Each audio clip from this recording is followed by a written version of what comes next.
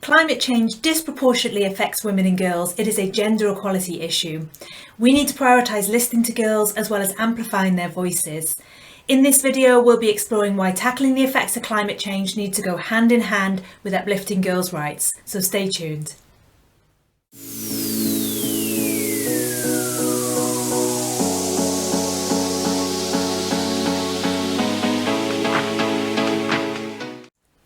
Hi there, I'm Nikki from the Girl Lab. We're here to create a world that works for girls and to raise awareness of the issues still holding girls back. Please do like this video and subscribe to our channel to help us get the word out there.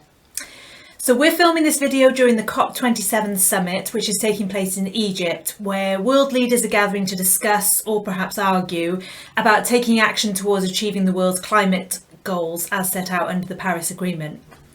So far, it's been a really mixed bag, with one source stating that there are more fossil fuel lobbyists attending COP27 than representatives of the 10 nations most impacted by the climate crisis. And I think that pretty much says it all.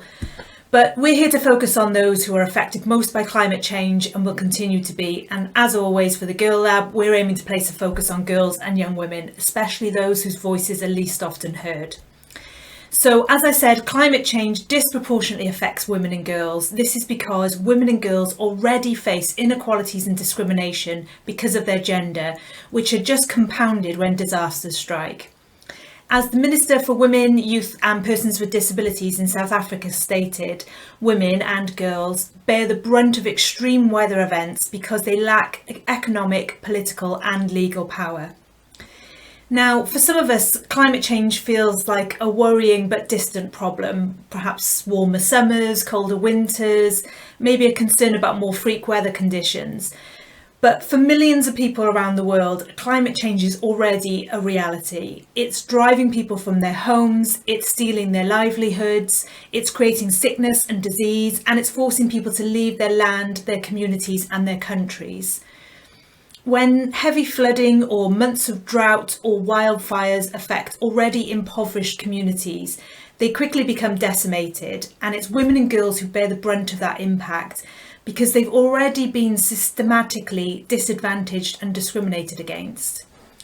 Just think, if you've been denied an education your whole life, you have no personal finance or even access to a bank account, you've got no means to create a livelihood to support yourself and your family, and now you find yourself displaced, what happens?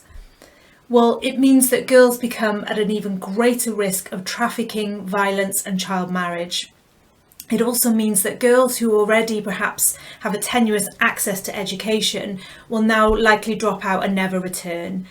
These are long-term cyclical issues which affect generations of girls. Research conducted by the Malala Fund found that if girls complete 12 years of quality education, they're up to 6 times less likely to marry as children. And UNICEF state that if all girls had access to secondary education, child marriage would drop by a staggering 64%. So climate change is an issue that's affecting us all, but so too are these incredible injustices facing our girls and young women. We need to understand that climate change intersects with inequality, one affects the other, and it's time for those of us who are fortunate to live in places that are not yet as badly affected by climate change to support those in communities and countries who are suffering and amplify the voices of those who are least often heard. There are lots of fantastic initiatives out there that you can really support, from toilet twinning to getting period products to girls in affected areas, and I'll share some examples below this video. But what we can all do is talk about this issue. We can hold governments and corporations to account and centre girls and young women's voices and needs in these conversations. So why not talk to the girls that you care for or you work with about these issues and how they feel about girls in other countries bearing the brunt of climate change?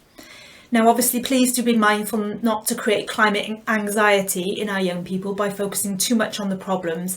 We do want to be solution focused with our girls and to teach them they've got the power and the influence to create change rather than feeling anxious, fearful and helpless. And I'll share some positive conversation starters below this video that will inspire girls to take action without feeling that climate anxiety or overwhelm. I'm really passionate about this issue, and at the Girl Lab we know it's our duty to work with and for girls who are the most often overlooked, the least often heard, and the first affected by problems such as this. Please do share your thoughts in the comments below, and like this video and subscribe to our channel to ensure we reach as many people as possible who care about girls. Thanks for doing your bit to create a world that works for girls, and I'll see you soon.